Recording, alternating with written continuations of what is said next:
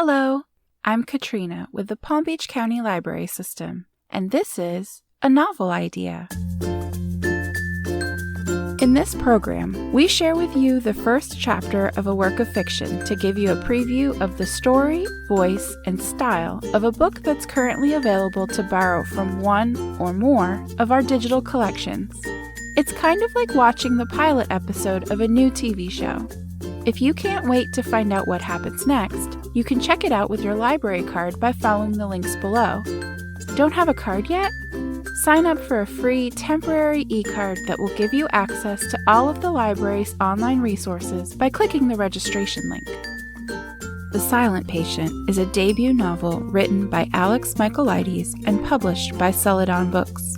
This dark psychological thriller about a therapist who becomes dangerously obsessed with his mysteriously mute client will appeal to readers who enjoyed Gone Girl by Gillian Flynn, The Wife Between Us by Greer Hendricks and Sarah Buchanan, and The Woman in the Window by A.J. Finn. This book is available now as an ebook and an e-audiobook from the Cloud Library Express collection. And now, The Silent Patient. But why does she not speak? Euripides, Alcestis. Prologue, Alicia Berenson's Diary. July 14th. I don't know why I'm writing this. That's not true. Maybe I do know, and I just don't want to admit it to myself. I don't even know what to call it, this thing I'm writing. It feels a little pretentious to call it a diary. It's not like I have anything to say. Anne Frank kept a diary, not someone like me. Calling it a journal sounds too academic somehow. As if I should write in it every day, and I don't want to. If it becomes a chore, I'll never keep it up. Maybe I'll call it nothing, an unnamed something that I occasionally write in. I like that better. Once you name something, it stops you seeing the whole of it, or why it matters. You focus on the word, which is just the tiniest part, really, the tip of an iceberg. I've never been that comfortable with words. I always think in pictures, express myself with images, so I'd never have started writing this if it weren't for Gabriel. I've been feeling depressed lately, about a few things. I thought I was doing a good job of hiding it, but he noticed. Of course he did, he notices everything. He asked how the painting was going. I said it wasn't. He got me a glass of wine, and I sat at the kitchen table while he cooked. I like watching Gabriel move around the kitchen. He's a graceful cook, elegant, balletic, organized. Unlike me, I just make a mess. Talk to me, he said. There's nothing to say. I just get so stuck in my head sometimes. I feel like I'm wading through mud. Why don't you try writing things down? Keeping some kind of record? That might help. Yes, I suppose so. I'll try it. Don't just say it, darling. Do it. I will. He kept nagging me, but I did nothing about it. And then a few days later, he presented me with this little book to write in.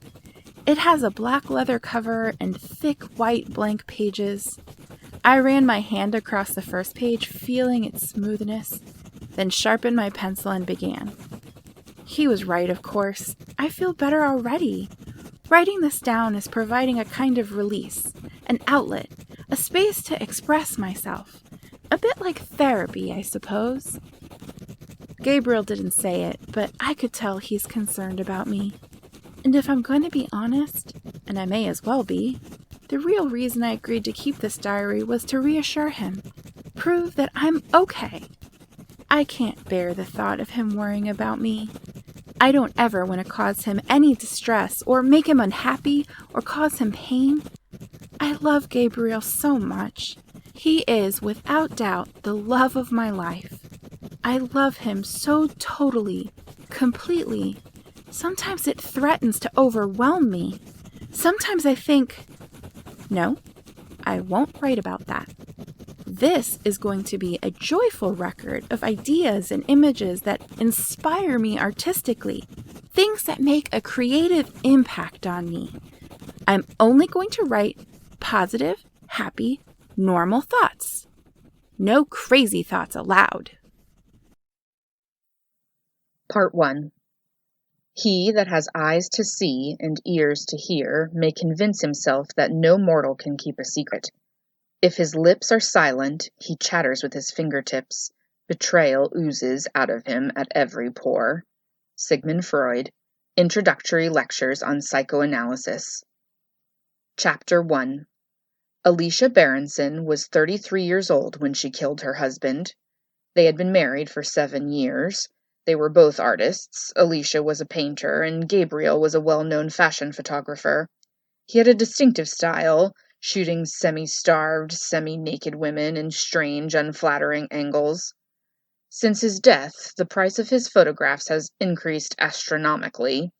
I find his stuff rather slick and shallow, to be honest. It has none of the visceral quality of Alicia's best work. I don't know enough about art to say whether Alicia Berenson will stand the test of time as a painter. Her talent will always be overshadowed by her notoriety, so it's hard to be objective. And you might well accuse me of being biased. All I can offer is my opinion, for what it's worth. And to me, Alicia was a kind of genius. Apart from her technical skill, her paintings have an uncanny ability to grab your attention by the throat almost, and hold it in a vice-like grip. Gabriel Berenson was murdered 6 years ago. He was 44 years old. He was killed on the 25th of August. It was an unusually hot summer, you may remember, with some of the highest temperatures ever recorded. The day he died was the hottest of the year.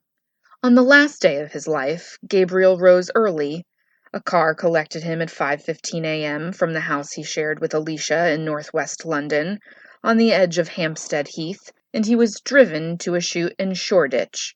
He spent the day photographing models on a rooftop for Vogue. Not much is known about Alicia's movements. She had an upcoming exhibition and was behind with her work. It's likely she spent the day painting in the summer house at the end of the garden, which she had recently converted into a studio. In the end, Gabriel's shoot ran late, and he wasn't driven home until 11 p.m. Half an hour later, their neighbor, Barbie Hellman, heard several gunshots. Barbie phoned the police, and a car was dispatched from the station on Haverstock Hill at 11:35 p.m. It arrived at the Berensons' house in just under 3 minutes. The front door was open. The house was in pitch-black darkness. None of the light switches worked. The officers made their way along the hallway and into the living room.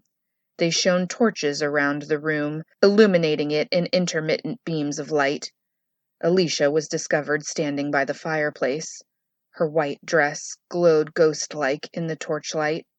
Alicia seemed oblivious to the presence of the police.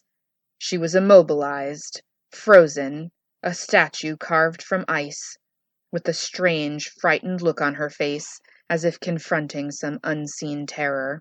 A gun was on the floor. Next to it, in the shadows, Gabriel was seated, motionless, bound to a chair with wire wrapped around his ankles and wrists. At first, the officers thought he was alive. His head lolled slightly to one side, as if he were unconscious. Then, a beam of light revealed Gabriel had been shot several times in the face. His handsome features were gone forever, leaving a charred, blackened, bloody mess. The wall behind him was sprayed with fragments of skull, brains, hair, and blood.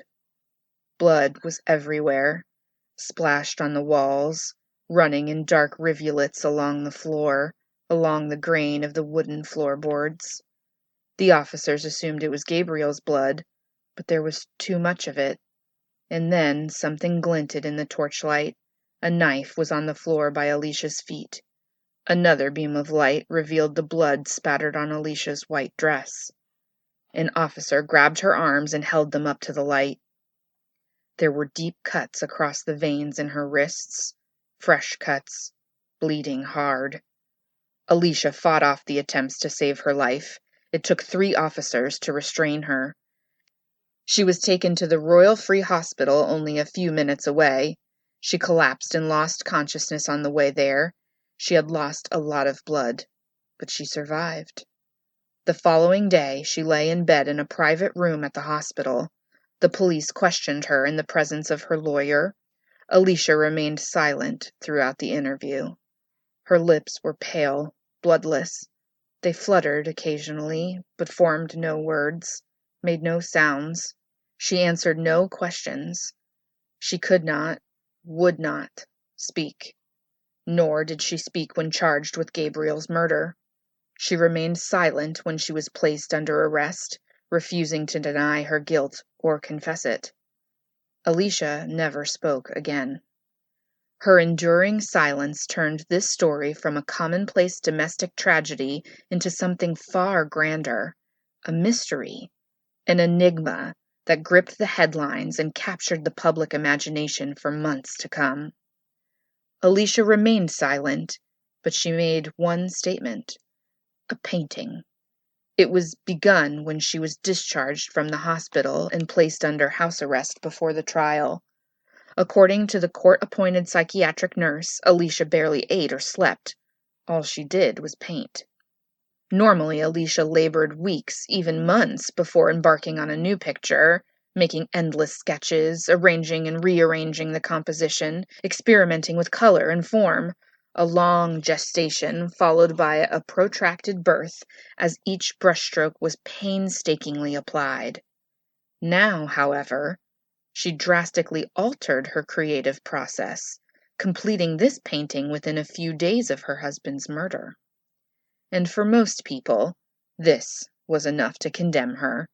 Returning to the studio so soon after Gabriel's death betrayed an extraordinary insensitivity, the monstrous lack of remorse of a cold-blooded killer.